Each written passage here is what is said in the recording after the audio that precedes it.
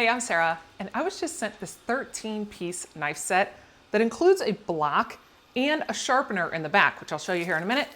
All of the knives came packaged really nice, the nice little covering over these blades. These are the little steak knives. It's got this really nice serrated edge around it. The handle sits really nice. It's got a little area right there for your fingers. Feels really good in your hands, and they all have their own place.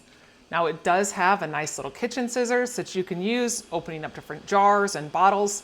So I love that it has that variation of things on there.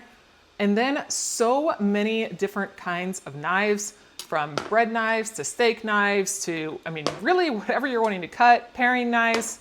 There are so many different choices on here. It's got a really pretty pattern across these blades. And right here in the back, you actually have a little sharpener. So if you did need to sharpen up your blade, you just run it through there and get it sharpened up. But they all slide in here really nice and sit really well. And then to use them, they are really sharp. Like I said, fits really nice in your hand. Then you can just run it right through. Slices through the bread. Great. That is a nice clean cut that it made on the bread. It's great knives that can have in any kitchen.